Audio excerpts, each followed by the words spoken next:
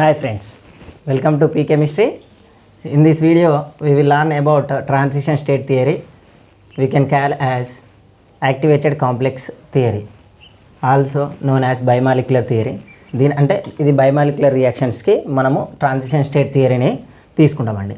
ఈ transition state theory అంటే ఏంటి అంటే ముందుగా మనకు రియాక్టెంట్స్ అనేటివి యాక్టివేటెడ్ కాంప్లెక్స్ని ఫామ్ చేస్తాయి. ఈ యాక్టివేటెడ్ కాంప్లెక్స్ని మనము ట్రాన్సిషన్ స్టేట్ అంటాం. ట్రాన్సిషన్ స్టేట్ ఇక్కడ చూడండి, మనకు ఆల్రెడీ యాక్టివేషన్ ఎనర్జీ అనే కాన్సెప్ట్ చెప్పాను. అందులో ఫస్ట్ రియాక్టెంట్ సమ్ ఎనర్జీని గెయిన్ చేసి యాక్టివేట్ చెందుతాయి. ఈ యాక్టివేట్ అయిన మాలిక్యూలే ప్రోడక్ట్ ఇస్తా అని మాట్లాడుకున్నాం. అయితే ఇక్కడ ఈ యాక్టివేటెడ్ కాంప్లెక్స్ని ట్రాన్సిషన్ స్టేట్ అంటాం. అయితే కొన్ని చోట్ల ఇంటర్మీడియట్స్ ఫామ్ అవుతాయి. ఇంటర్మీడియట్స్కి అండ్ ట్రాన్సిషన్కి తేడా ఏంటంటే ఇంటర్మీడియట్స్ని ఐసోలేట్ చేయగలుగుతాం, ట్రాన్సిషన్ స్టేట్స్ని ఐసోలేట్ చేయలేము.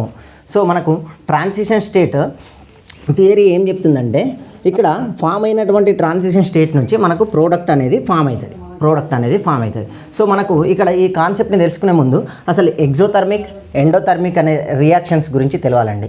అందులో మనకి ఈ గ్రాఫ్ ద్వారా మనకు ఎగ్జోథర్మిక్ ఎండోథర్మిక్ అనే ప్రాసెస్లని ఈజీగా గుర్తుపెట్టుకోవచ్చు. అయితే ఇక్కడ గ్రాఫ్ పొటెన్షియల్ ఎనర్జీకి కాన్సన్ట్రేషన్కి గ్రాఫ్ గీసానండి. ఫస్ట్ రియాక్టెంట్ తీసుకున్న ఈ రియాక్టెంట్ యాక్టివేటెడ్ కాంప్లెక్స్ అయినటువంటి ఏబీని ఇచ్చి దాని నుంచి ప్రోడక్ట్ వచ్చింది. సో ఇక్కడ ఎనర్జీ ఆఫ్ రియాక్టెంట్ మోర్ అంటే రియాక్టెంట్ యొక్క ఎనర్జీ మోర్ ఉంది దేనికంటే ప్రోడక్ట్ కంటే. ఇక్కడ రాస్తున్నా energy of reactant is more than product. Energy of reactant is more than product. ఇక్కడ చూసుకున్నట్టయితే మనకు ఎంథాల్పీ చేంజ్ డెల్టా హెచ్ అనేది మనకు ఎప్పుడైనా ప్రోడక్ట్ మైనస్ రియాక్టెంట్ ఉంటుందండి. Product minus energy of reactant. ఇక్కడ మనకు ఎనర్జీ ఆఫ్ రియాక్టెంట్ అనేది మోర్, సో దానికి ముందు మైనస్ ఉంది కాబట్టి వచ్చే వాల్యూ మనకు మైనస్ ఉంటుంది. సో డెల్టా హెచ్ అనేది నెగిటివ్. ఎంథాల్పీ చేంజ్ అనేది నెగిటివ్ అయింది. ఈ ఎంథాల్పీ చేంజ్ ఇక్కడ చూడండి, రియాక్టెంట్కు ప్రోడక్ట్ మధ్య ఉన్న ఎనర్జీ చేంజ్ని ఎంథాల్పీ చేంజ్ అన్నాం. ఇది నెగిటివ్ ఉంటే అది మనకు ఎనర్జీ రిలీజ్ అవుతుందండి. ఇక్కడ ఎక్కువ ఎనర్జీ ఉంది, తక్కువ ఎనర్జీ ఇచ్చింది, మిగిలిన ఎనర్జీ అనేది బయటకు రిలీజ్ అవుతుంది. అంటే ఎనర్జీ రిలీజ్ అవుతుంది కాబట్టి దీన్ని ఎగ్జోథర్మిక్ రియాక్షన్స్ అంటామండి. దీన్ని ఎగ్జోథర్మిక్ రియాక్షన్స్ అంటాం. అయితే ఇక్కడ గుర్తుపెట్టుకోవాల్సిన కాన్సెప్ట్ ఏంటిదంటే దేర్ ఫోర్ ఎనర్జీ రిలీజ్డ్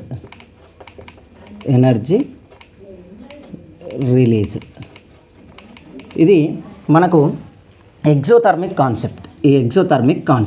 అయితే ఇక్కడ ఇంకో కేసు తీసుకున్నాం. ఇది ఫస్ట్ మోడల్ అండి.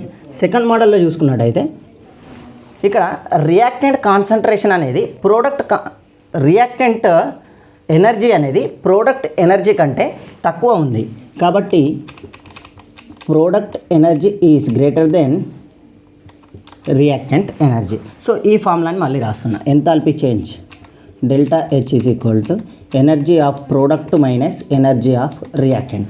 ఇక్కడ చూసుకున్నట్టయితే ఎనర్జీ ఆఫ్ రియాక్టెంట్ తక్కువ ఉంది, ఎనర్జీ ఆఫ్ ప్రోడక్ట్ ఎక్కువ ఉంది. ఎక్కువ నుంచి తక్కువని తీసేయచ్చు కాబట్టి పాజిటివే వస్తుంది మనకు వాల్యూ. సో డెల్టా హెచ్ అనేది పాజిటివ్గా ఉంటుందండి. సో ఇక్కడ మనకు పాజిటివ్గా ఉంది కాబట్టి ఎనర్జీ అనేది అబ్జార్ప్షన్ జరిగి పాజిటివ్ అనేది వస్తుంది. సో ఇది ఎండోథర్మిక్గా చెప్పబడుతుందండి. Endothermic process, endothermic reaction. So ఇక్కడ ఏం జరుగుతుంది, ఎనర్జీ అబ్జార్ప్షన్ అనేది జరుగుతుంది. ఎనర్జీ అనేది అబ్జార్బ్డ్ అయింది. సో ఇంకా గుర్తుపెట్టుకోవడానికి సింపుల్గా ఒకటి చెప్తా, రెగ్జో అని గుర్తుపెట్టుకోండి. ఏంటిది రెగ్జో? ఈ కాన్సెప్ట్ గుర్తుపెట్టుకోవాలంటే రెగ్జో షార్ట్కట్లో అంటే రిలీజ్ అయితే exothermic, energy released then exothermic. రెగ్జో అంటే ఎనర్జీ రిలీజ్ అయితే ఎగ్జోథర్మిక్ ప్రాసెస్ అని గుర్తుపెట్టుకోండి. ఎనర్జీ రిలీజ్డ్ ఎగ్జోథర్మిక్ ప్రాసెస్కి always delta H enthalpy change అనేది నెగిటివ్ ఉంటుంది. ఓకే, ఇక్కడ చూద్దాం. ఇది ఎగ్జోథర్మిక్ రిలీజ్ అయింది కాబట్టి అబ్జార్ప్షన్ అనేది జరిగితే ఆటోమేటిక్గా ఎండోథర్మిక్ అయింది, ఎనర్జీ అనేది అబ్జార్ప్షన్ జరుగుతుంది. ఈ విధంగా ఈ కాన్సెప్ట్ని మనం గుర్తుపెట్టుకోవచ్చు. ఇది బైమాలిక్యులర్ రియాక్షన్ అని ఎందుకన్నామంటే 2 different molecules are participating in this reaction. మనం లిండెమాన్స్ యూనిమాలిక్యులర్ థియరీలో ఒకటే మాలిక్యూల్ ఏగా తీసుకున్నాను, ఎందుకంటే అందులో ఒకటే మాలిక్యూల్ ఉంది కాబట్టి దాన్ని లిండెమాన్స్ యూనిమాలిక్యులర్ థియరీ అన్నాం. ఇక్కడ బైమాలిక్యులర్ అని ఎందుకు అన్నామంటే 2 different molecules are undergoing for reaction, అందుకని దీన్ని మనం ఏమంటున్నాం బైమాలిక్యులర్ రియాక్షన్ అని అంటున్నాం. సో ఇక్కడ మనకు ఐరింగ్ ఈక్వేషన్ అనేది చాలా ఇంపార్టెంట్. ఈ ట్రాన్సిషన్ స్టేట్ థియరీలో ఐరింగ్ ఈక్వేషన్ ఇంపార్టెంట్ అండి. అందులో ఫైనల్ ఈక్వేషన్ చాలు, కానీ అది ఎలా వచ్చిందనేది నేను చెప్తాను. ఇందులో మనం కొన్ని థర్మోడైనమిక్స్ ప్రాపర్టీస్ తీసుకుంటాం, అదేంటిదో ఒకసారి నేను చెప్తాను ఇప్పుడు. అయితే ఇక్కడ బైమాలిక్యులర్ రియాక్షన్ తీసుకున్నాం. ఈ బైమాలిక్యులర్ రియాక్షన్లో మనకు K* and KS law rate constant, ఈ రెండు అనేవి రేట్ కాన్స్టెంట్గా ఉన్నాయి. అయితే మనకు బోల్ట్జ్మాన్ డిస్ట్రిబ్యూషన్ లా నుంచి ఇది రాసుకోవచ్చు, KS = KBT/H K*. ఇక్కడ KB అనేది బోల్ట్జ్మాన్ కాన్స్టెంట్, KB అనేది బోల్ట్జ్మాన్ కాన్స్టెంట్, T అనేది టెంపరేచర్, అబ్సల్యూట్ టెంపరేచర్, H అనేది ప్లాంక్స్ కాన్స్టెంట్. అయితే ఇక్కడ మనకు K*గా తీసుకుంటున్నా, ఇది యాక్టివేటెడ్ కాంప్లెక్స్ కాబట్టి K* అని పెట్టాను. సో ఇక్కడ K*ని మనము థర్మోడైనమిక్ ప్రాపర్టీలో మిక్స్ చేసి ఏ విధంగా రాసుకోవచ్చు. మనకు తెలుసు already Gibbs free energy ΔG, థర్మోడైనమిక్స్లో ΔG - RT ln K*గా ఉంటుంది. ఇది ఒక ఫార్ములా. సో ఈ ఫార్ములా నుంచి మనము ఏమని రాసుకోవచ్చు అంటే ln K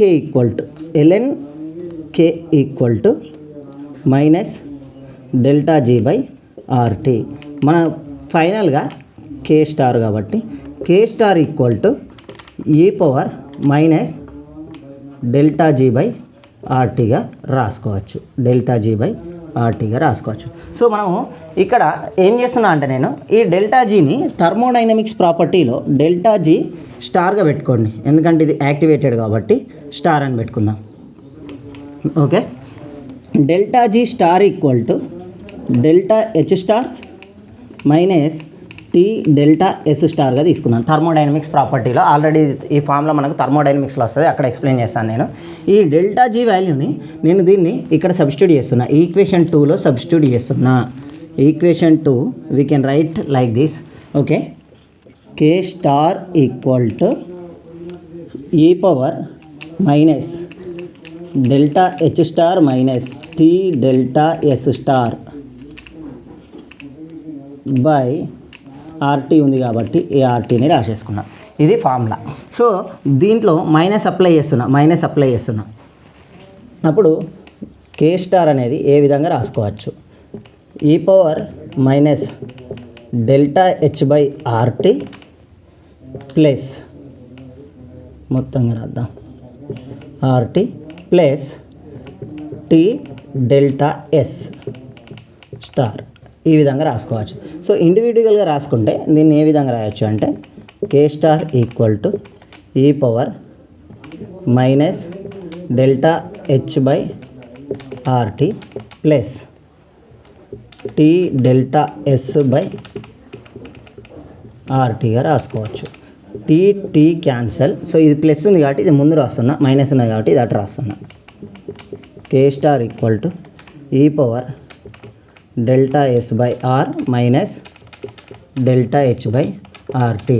ఓకే, ఈ విధంగా రాసుకోవచ్చు. దీన్ని ఇంకా విడదీసి రాయాలనుకుంటే K* e power ΔS/R into e power -ΔH/RT. ఈ ఫామ్ ఇది మనకు K* వాల్యూ. ఈ K* వాల్యూని నేను ఈక్వేషన్ 1లో రాస్తున్నా. ఈక్వేషన్ 1ని ఏ విధంగా రాయొచ్చు, KS final rate constant KBT/H K* ప్లేస్లో ఇది రాసేయండి. e power ΔS/R e power -ΔH/RT. ఇది మనకు ఈ ఈక్వేషన్ ఫైనల్ ఈక్వేషన్. ఈ ఒక్క ఈక్వేషన్ మనం గుర్తుంచుకుంటే చాలు. దీన్నే ఏమంటామంటే ఐరింగ్ ఈక్వేషన్గా చెప్పబడుతుంది. దీన్నే ఏమంటున్నాం ఐరింగ్